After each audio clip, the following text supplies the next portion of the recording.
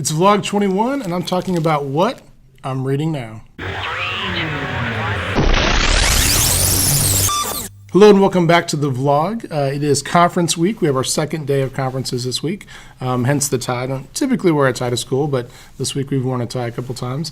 I thought I would talk today just a little bit about some of the things that I've been reading recently, and two of them are periodicals, and then I'm reading one book that I think is a good suggestion for history teachers. So first I want to talk just a little bit about Wired magazine.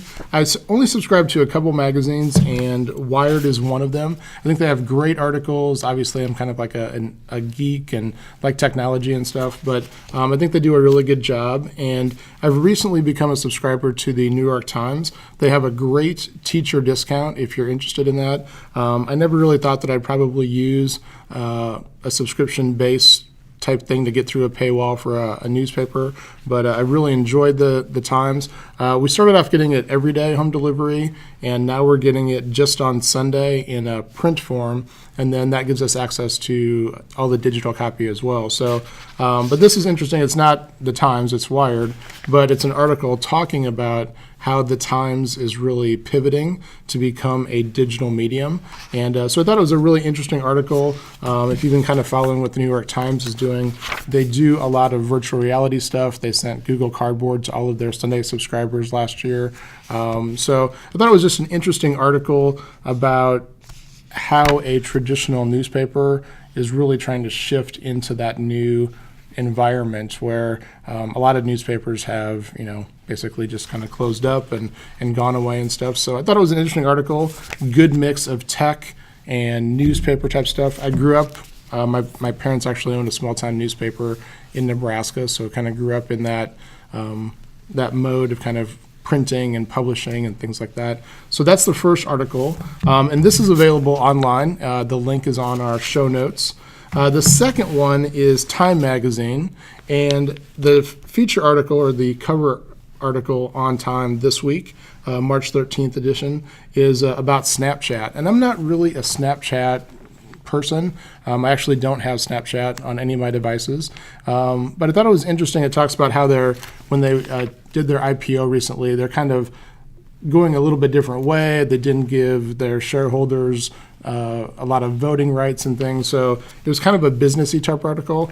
But the one thing that I really enjoyed about the article was talking about how people that don't understand Snapchat, and I would consider myself one of them, don't really understand that it's not about the picture, it's about the interaction. So I love taking pictures. I love sharing pictures.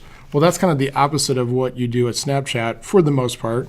You send a picture, it's gone. You put goofy filters on and stuff.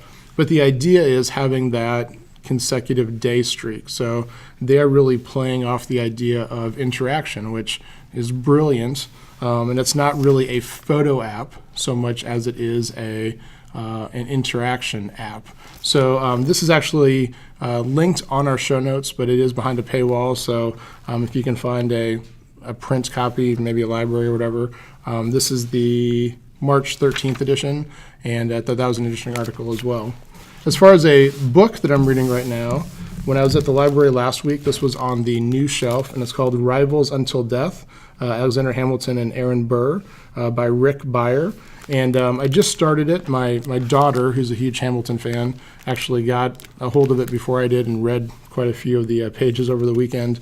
But it's a great conversational history of Alexander Donovan. And I think a lot of our students right now are like really into really into Hamilton and getting into reading about more about his life and things because of the musical.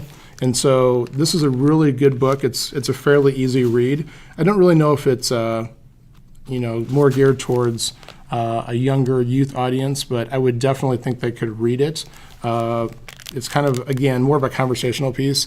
I do have some students that are reading the 700-page biography of Hamilton, but I think that this would be an easier read for most of my students at the junior high, middle school level. And so far, very well written. and really tells the story of all these different interactions between Burr and Washington and Hamilton. So it just came out in February. I think on Amazon it says it actually came out towards the end of February. So it's only been out a couple of weeks, but definitely a good read. I think when I looked on Amazon it was like $11 or $12. So great buy, something you might want to add to your classroom or read for yourself. So I have links to all of these on our website, which is historyteachergeek.com. And if you want to check those out, if you've read them, let me know. I would love to hear any feedback that you have about what I'm currently reading. So every once in a while I'll try and kind of add a list, and I always like looking on Twitter and seeing what other people are reading, so I thought I would share that today. So that's all I have for today. We got conferences tonight, and then we have spring break next week. So as always, remember, history is so much more than just a bunch of boring old dead guys. Until next time, bye.